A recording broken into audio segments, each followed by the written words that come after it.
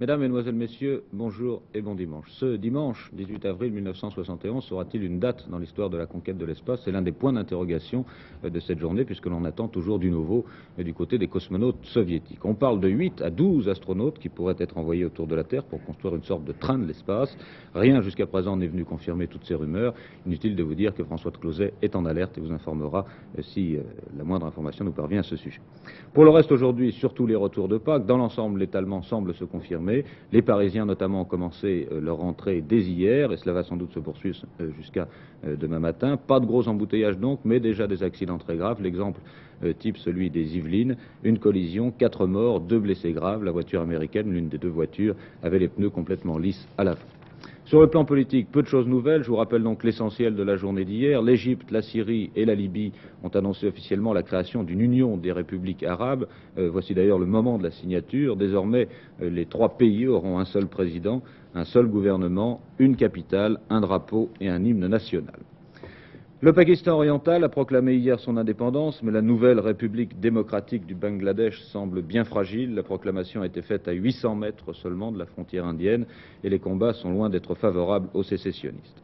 En France, a rappelé aussi l'arrestation hier de Bernard Lichia. C'était l'un des chefs de l'ex-gauche prolétarienne. Les services de police le considèrent comme un chef d'état-major clandestin pour la zone nord de la France. Bernard Lichia circulait depuis plusieurs mois avec de faux papiers. Et puis à noter pour la semaine qui vient, bien sûr, mardi prochain, le discours de M. Chaban-Delmas devant l'Assemblée nationale, et également une certaine agitation qui devrait se manifester à l'intérieur des hôpitaux français. Voilà donc l'essentiel de cette actualité qui, vous le voyez, n'a pas beaucoup évolué depuis hier. En revanche, beaucoup de choses dans le domaine sportif et nous allons consacrer l'essentiel de cette édition à ce secteur de l'actualité. Il y a tout d'abord, Michel Drucker, le Paris-Roubaix, bien sûr, l'épreuve infernale, l'enfer du Nord, 266 km, une vedette, Eddy Merckx. Oui, la devise des quelques 140 coureurs, tous contre Merckx. Ils sont partis ce matin de Chantilly, il faisait beau. Et au départ, il y avait bien sûr notre envoyé spécial Jean-Michel Leliot, qui était d'ailleurs sur la moto de notre camarade Michel Sergent. Je vous propose de voir des images de ce départ. Et ensuite, je vous donnerai les derniers pointages, après 2 heures, 2 heures et quart de course. Regardons comment s'est passé ce départ. C'était ce matin vers 9h30 à Chantilly.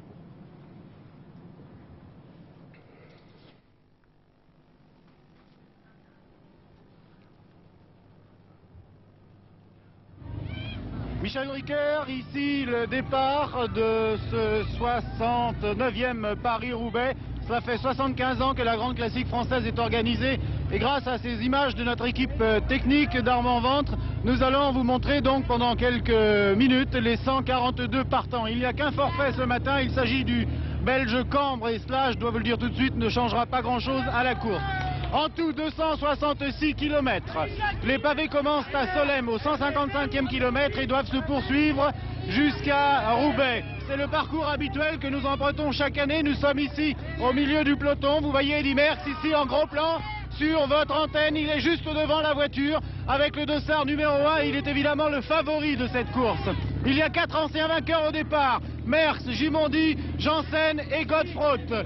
Rappelons que nous passerons Valenciennes aux environs de 14h20, l'arrivée se situant à partir de 16h30. Mais vous savez que dans le cadre de Télédimanche, vers 15h45, 15h50, nous assisterons aux 30 derniers kilomètres de cette course.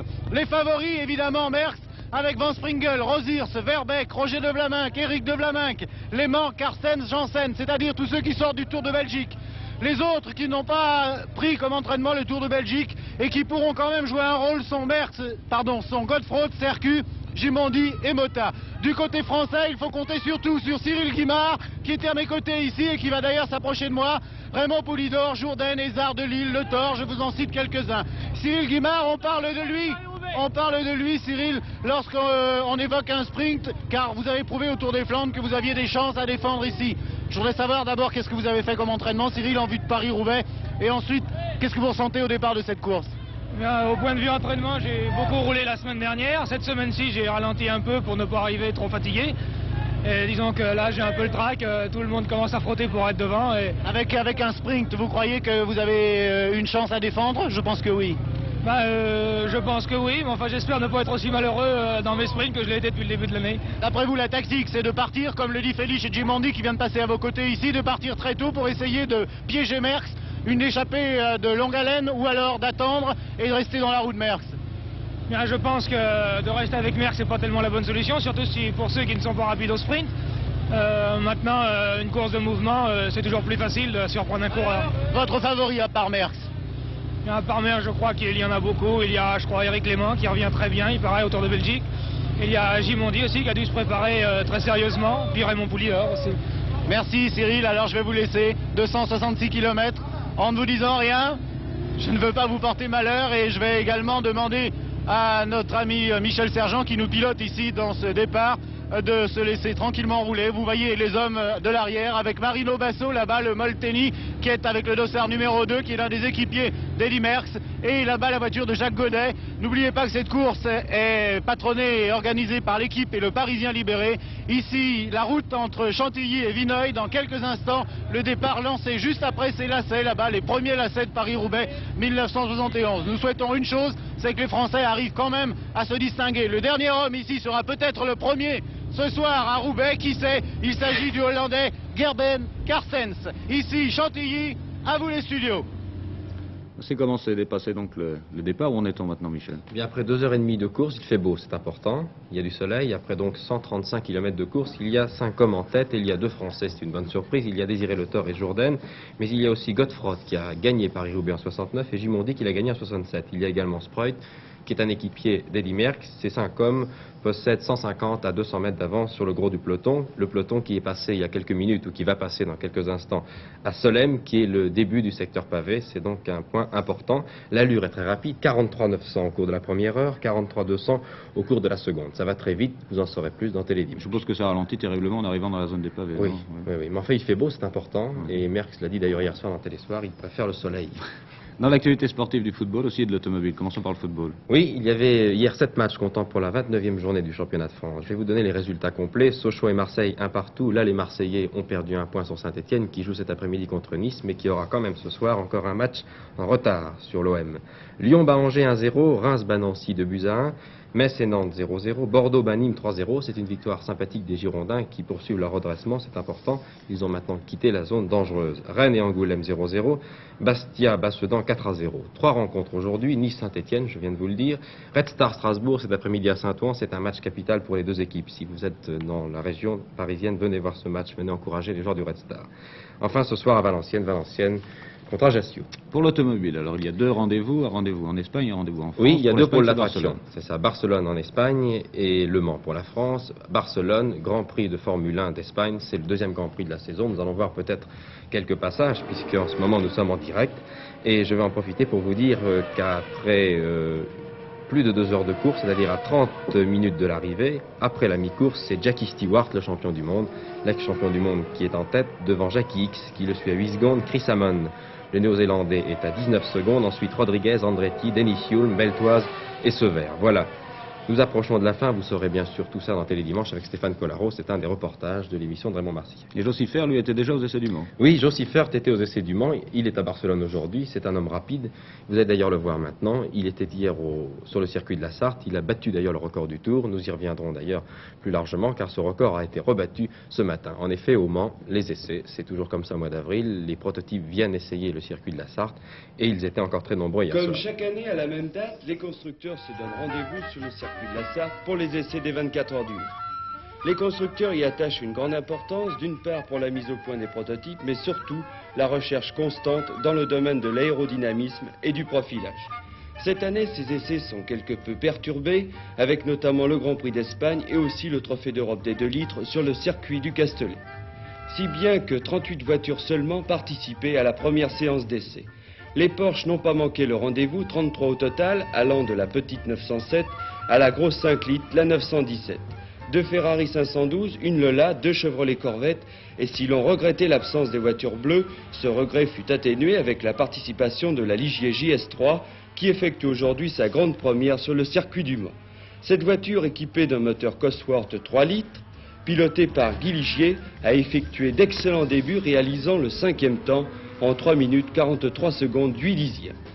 Mais le meilleur chrono fut réalisé par le Suisse Jo Siffert sur Porsche 917 en 3 minutes 17 secondes juste, soit à la moyenne de 246 km/h. Nouveau record absolu.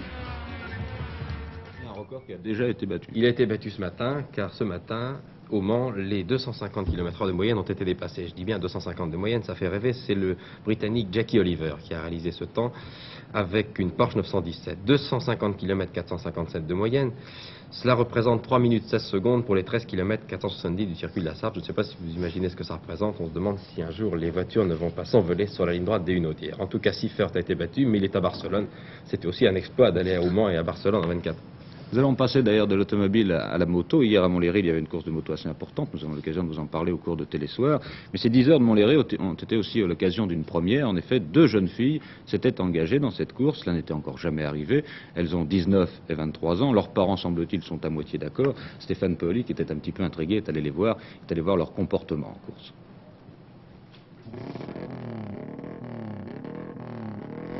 Montlhéry, hier. Bruit, odeur d'essence et taches d'huile. Les anges noirs en combinaison de cuir font les essais des 10 heures de Montlhéry. Au milieu de ces hommes, de ces champions aguerris, 2 frêles silhouettes, Delphine et Dominique.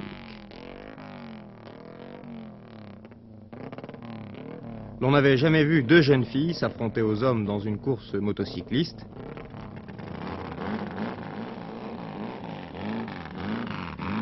Deux phénomènes que ces jeunes filles en somme. Oui, ça va. Il est à droite. Non, il est à gauche. Il est à gauche, il y a une espèce de guitoune, non? C'est tout à gauche. Mais tu vois bien, il y a la ligne droite, la ligne droite, la ligne droite, la ligne droite pendant des heures, des heures. Et la contre-Ascari. La contre-Ascari. Il y a 6 mois, j'étais jamais montée sur une moto. Et vous pensez qu'en 6 mois, on peut être suffisamment habile pour faire des compétitions motocyclistes? Je crois qu'il y a une petite expérience voiture que j'avais qui me sert beaucoup dans les trajectoires, dans les vitesses peut-être, enfin, dans les freinages. Tu vois, quand tu reviens, t'as fait tout le routier. Oui. T'as la contre-Ascari et à un moment donné, il y a un gauche. La première fois que je suis montée sur une moto, j'avais 14 ans et demi. Il y a un gauche léger qui passe à fond. Un gauche léger, oui, à fond. Est-ce que vous ne croyez pas que vous pouvez gêner les grands champions sur le circuit, par exemple? Ça, c'est ce qu'on s'efforce de ne pas faire justement, c'est de gêner les grands champions et d'autre part les pilotes qui ont des motos beaucoup plus rapides que les nôtres, puisque il y a des motos qui montent à 250, 270 et on s'efforce dans nos trajectoires de ne pas prendre exactement la trajectoire idéale pour leur permettre éventuellement de nous doubler s'ils arrivent derrière. Tu passes à fond, toi? Oui. Moi j'enlève déjà, Ah non, j'enlève déjà.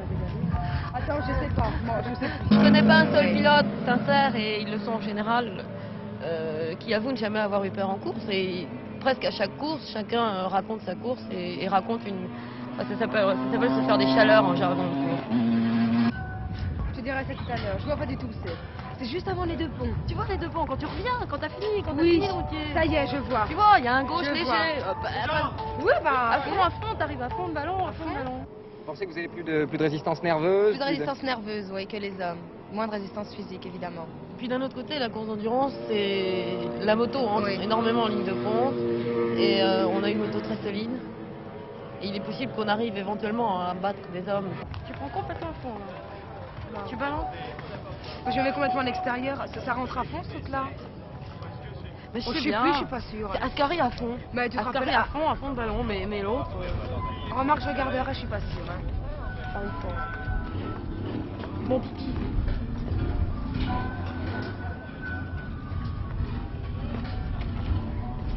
Et les pilotes hommes qui font cette compétition, qu'est-ce qu'ils pensent de vous? Ils sont favorables à votre présence sur le circuit?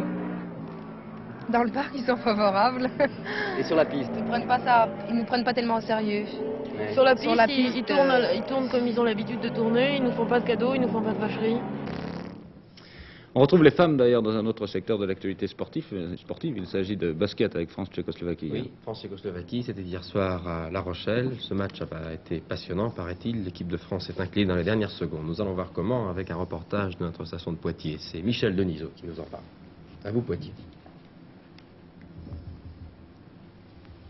À un mois du championnat du monde, les basketteuses françaises en tenue sombre ont flirté à La Rochelle avec la victoire face à l'équipe de Tchécoslovaquie, l'une des 5 meilleures du globe.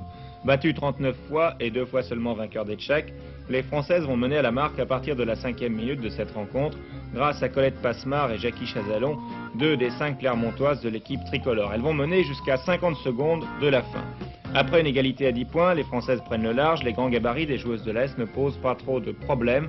Mademoiselle Nana Jarazova, 1,95 m, ne pourra pas toujours contrer Elisabeth Riffiot. Les Françaises portent à la fin de la première mi-temps leur avance à 12 points, 34-22. Et puis Jackie Chazalon est toujours aussi brillante.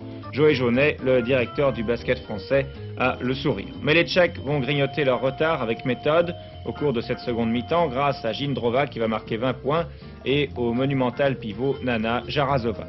La sortie d'Elisabeth Riffiot, les 5 fautes de Martin seront un handicap pour les Françaises malgré la bonne partie de Peter. Les Tchèques, emmenés par leur capitaine, le numéro 15, Jindrova, vont dans la dernière minute revenir à 1 point des Françaises, puis les dépasser grâce à un panier et un lancer franc quand l'aiguille marquant les secondes au chronomètre entame son dernier tour. 58-60, ce sera le score final. Une nouvelle victoire de la Tchécoslovaquie. Cette semaine, les équipes seront 2 fois face à face pour poursuivre la préparation des championnats du monde. Une nouvelle fois, Jackie Chazalon a été la meilleure joueuse sur le terrain, meilleure marqueuse aussi avec 24 points, suivie d'une autre Clermontoise, Colette Passemard, 16 points. Les basketteuses clermontoises sont un peu à leur équipe de France ce que furent les Rémois pour celle du football à une certaine époque. Nous allons revenir très rapidement à Paris-Roubaix parce qu'il y a du nouveau et important, oui, Michel. Situation complètement changée. Les 5 hommes dont je vous parlais tout à l'heure ont été absorbés par le peloton. 4 hommes en tête maintenant. Après Solem, dans les pavés du Nord et à un peu plus de 100 km de l'arrivée, 2 Français, Catio Vasseur avec un Italien Crepeldi et un Belge Scheppert. Ces 4 hommes possèdent 1 minute 20 d'avance sur le peloton. Il y a 2 Français, c'est important. Rendez-vous cet après-midi. Voilà fait le tour de l'actualité. On vous signale encore qu'il fera beau sur l'ensemble de la France, à l'exception d'une bande qui part de la Bretagne jusqu'à la Belgique. Du beau temps quand même de façon générale. Je vous souhaite une bonne journée.